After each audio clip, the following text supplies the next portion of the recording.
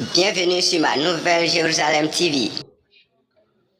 Français et Françaises, vous qui êtes véritablement le peuple et qui aimez votre pays. L'humanité, je dis bien l'humanité, va connaître un tremblement de terre spirituel. Aujourd'hui,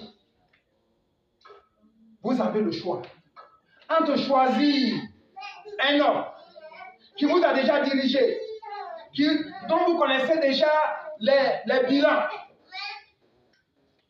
C'est vous seul qui connaissez les bilans. Et choisir entre une femme dont on dit que si c'est avec elle, vous allez vous replier. La France va se replier sur elle-même.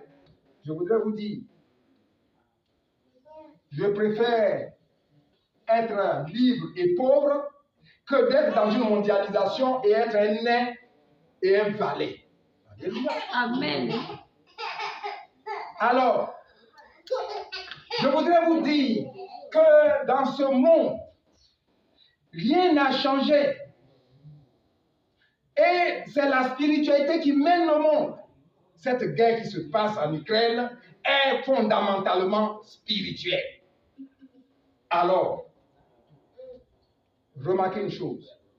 Le monde a connu le péché par une femme.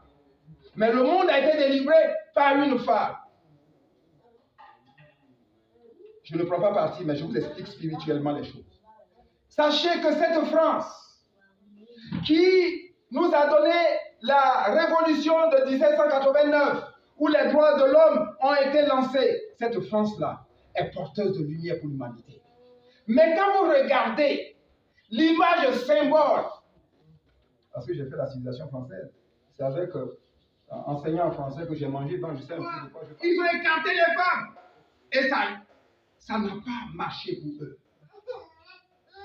Et à un moment donné, je passe rapidement, quand la religion protestante des Anglais a commencé à envahir la France, une femme a reçu le message de Dieu pour faire barrage. Elle s'appelle Jeanne d'Arc. Et elle combattait pour que la France soit libre. Rappelle-toi, elle était de l'église catholique apostolique. Rappelle-toi que ce sont les chrétiens qui l'ont tué. L'autorité chrétienne de cette époque qui l'a tué. Et c'est quand ils l'ont brûlé sur le bûcher, quand la colombe s'est levée, qu'ils ont dit, oh, on a tué une sainte. Donc finalement, rien n'a changé. Autant dans les temps anciens, les pharisiens, les chefs de prêtres tuaient les prophètes. À notre temps aussi, les autorités de l'église catholique ont tué beaucoup de saints avant de les élever en saints. Amen. Amen. Ça fait deux femmes. Un temps, Ségolène Royal, femme, est venue. Le peuple français a hésité à faire le saut. On a vu les résultats. Vous parlez de mondialisation.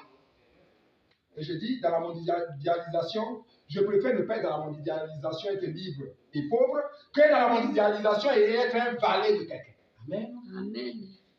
Une troisième femme se lève pour que la France reprenne son rôle de lumière des nations, pour effacer tout ce qu'il y a eu comme, je dirais, injustice créée à l'endroit des peuples.